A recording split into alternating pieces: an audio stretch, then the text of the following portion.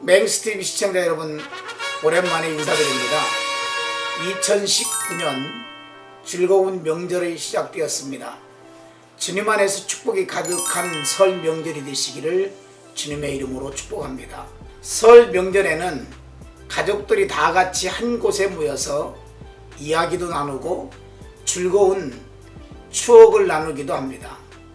그러나 현대인들이 가장 힘든 것 중에 하나가 바로 소통인 것입니다. 여러분들의 가정은 소통에 어려움이 없으신지요? 가족들이 모이면 어른들은 자녀들과 손자, 손녀에게 좋은 덕담과 이야기를 해주고 싶어 하지만 요즘 어른들의 말을 들어주는 가족들이 별로 없습니다. 후손들에게 옛날 이야기를 해주는 법, 젊은이들과 대화하는 법을 잘 알고 소통하는 것이 참 중요합니다. 자녀들과 어떻게 하면 불편하지 않고 대화할 수 있는지를 말입니다.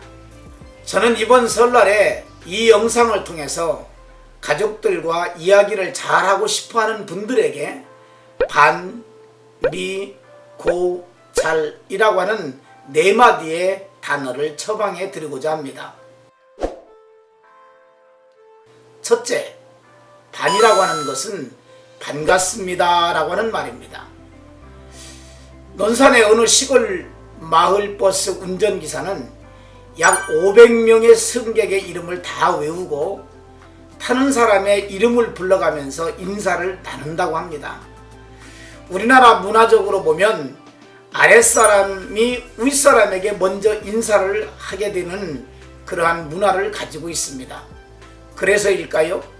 먼저 인사하기를 꺼려하게 되는 것이 오늘 현대 사회의 사람들의 사는 모습들인 것입니다. 현대 젊은 사람들은 인사를 나누지 않고 사는 사람들이 참 많습니다. 여러분, 인사라고 하는 것은 자존심의 대결이 아니라 소통의 시작인 것입니다. 인사는 타이밍을 놓치면 그 다음 말 걸기가 참 쑥스럽습니다. 인사는 먼저 본 사람이 먼저 하면 되는 것입니다. 상대방 이름을 불러주고 뭔가 좋은 이야기로 한마디를 붙여주면 좋은 인사가 되는 것이죠.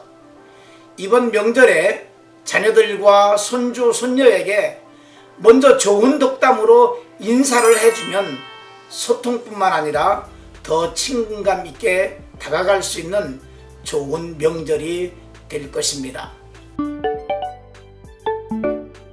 둘째, 미라고 하는 단어는 미안합니다 라고 하는 것입니다. 사과를 할 때 중요한 것이 있는데 그것은 골든타임을 놓치면 사과하기가 점점 더 어려워진다는 것입니다.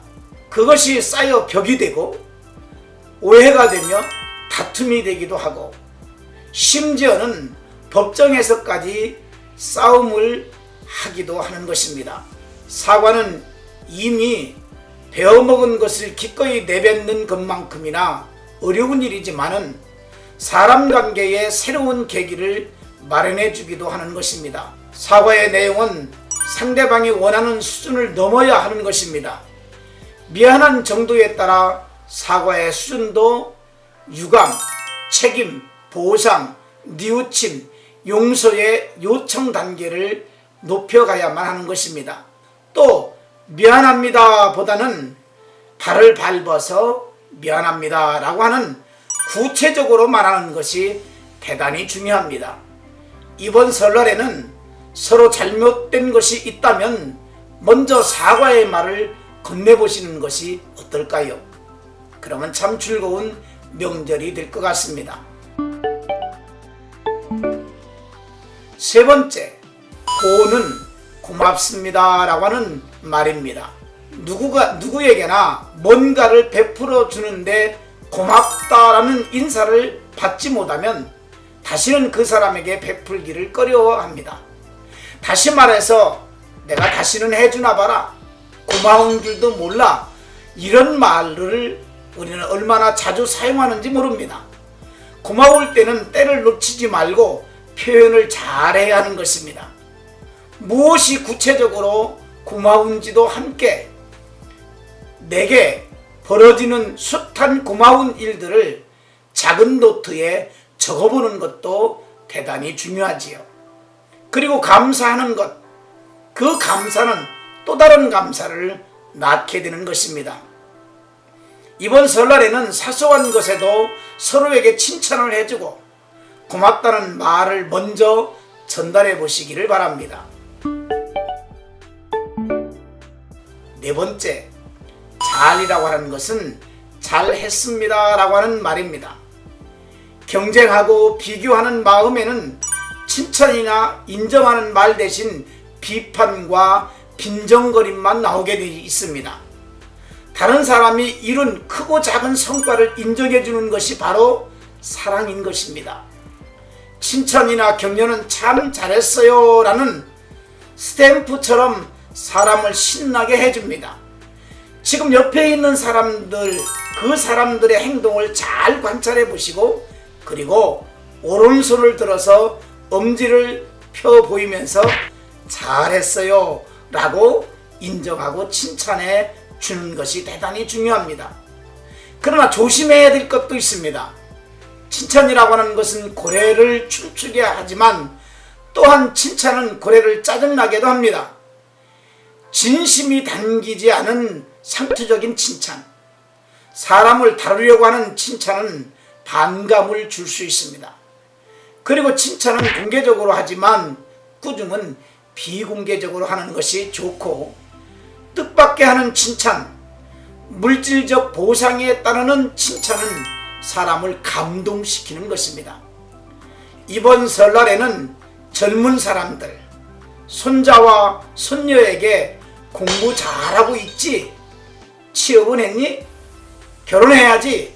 같은 말보다는 그들이 하고 있는 일들을 칭찬해 주는 것으로 시작하면 어떨까요? 반미고잘, 이런 말은 아무리 더듬거리면서 고백을 해도 아름답습니다. 이 가운데 미안합니다, 고맙습니다는 하나님께서 가장 귀하게 여기시는 말입니다. 이런 말을 자주 적절하게 사용하는 것이 진정 말을 잘하는 것이 아닐까요? 금번 설날에는 하나님께 예배를 드리고 가족 간에 덕담을 나누며 서로 간에 복된 한 해가 되기를 기원하는 시간이 되기를 바랍니다. 청취자 여러분, 사랑합니다. 그리고 축복합니다. 자녀들과 우리가 말과 혀로만 사랑하지 말고 행함과 진실함으로 하자, 요한일서 1장 3장 18절은 말씀하고 있습니다. 그럼 설 명절 가족들과 즐겁고 뜻깊은 날을 보내시고 귀성길 안전하게 오고 가셨으면 좋겠습니다. 여러분, 주 안에서 많이 사랑합니다. 그리고 새해 복 많이 받으시길 바랍니다. 고맙습니다. 감사합니다.